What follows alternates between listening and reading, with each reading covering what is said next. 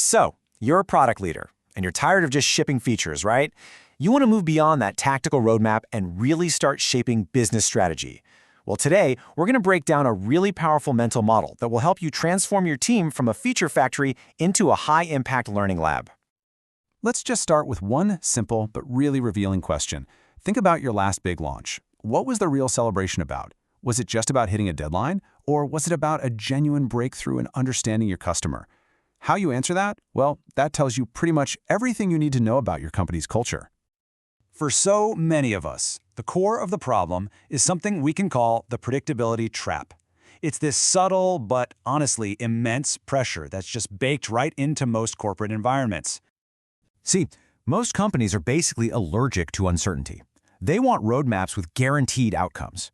And this demand for certainty, it forces us into this kind of delivery theater. We have to pretend we know all the answers up front. We spend all this time building detailed Gantt charts and 5-quarter roadmaps, not because we actually believe them, but because the system demands it. And this whole charade, it punishes learning. And, ironically, it rewards the confident delivery of really bad ideas. And this slide just lays it all out, right? On one side, you've got delivery theater, where you're managing a portfolio of projects and just pretending to have all the answers. But on the other, you have the scientific mindset, where you're managing a portfolio of experiments, you're embracing uncertainty, and you're actively rewarding the team for killing bad ideas quickly. The real strategic shift, the big idea here, is moving from projects to experiments. So, if that's the trap, what's the escape route? Well, it's a mental model that's been proven for, centuries. It's the scientific mindset. Okay, so what is it? Put simply, this mindset just reframes everything you do. Suddenly, your work isn't about executing a plan anymore, it's about reducing uncertainty. An idea isn't a task to check off a list, it's a hypothesis that you need to test. And a launch, that's not the finish line, it's just the biggest experiment of them all. You know, the philosopher Karl Popper really hit the nail on the head with this. The goal is not about being right. It's about using good tests to find out where we are wrong, as fast and as cheaply as we possibly can. That way, we have the resources left to guess again, but this time with a whole lot more knowledge. Okay, so this all sounds great in theory, right? But how do we actually do it? Well, it all comes down to a really practical, 6-step framework that you can map directly onto the work your team is already doing. First up, it all starts with observation, and that just means, continuous customer interviews. From there, you formulate a hypothesis, which means you turn a vague idea into a belief you can actually test. Then you deconstruct that idea into its core assumptions. After that, you run an experiment, the fastest, cheapest possible test for your riskiest assumption. Then you analyze the data, and remember, a so-called failed test is actually a massive win for learning. And finally, you communicate what you've learned, building up this body of knowledge for the entire organization. Now this whole framework, it's not some academic thing.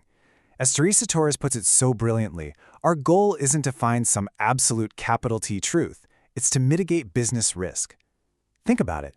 Every single experiment that kills a bad idea, that just saved your company months of wasted engineering time and maybe millions in resources.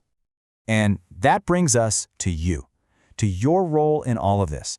To make this shift happen, you can't just delegate it. You have to lead it. Yeah, your title might say VP of Product, but to make this work, you have to start thinking of yourself as the chief scientist. And this means you have to fundamentally change how you act, how you talk. Stop asking your teams, when will this be done? And start asking, what's our hypothesis here? And what's the evidence? And when an experiment proves some long-held company belief wrong, you have to celebrate that. Treat it like a massive win, because that team just saved the company from driving off a cliff.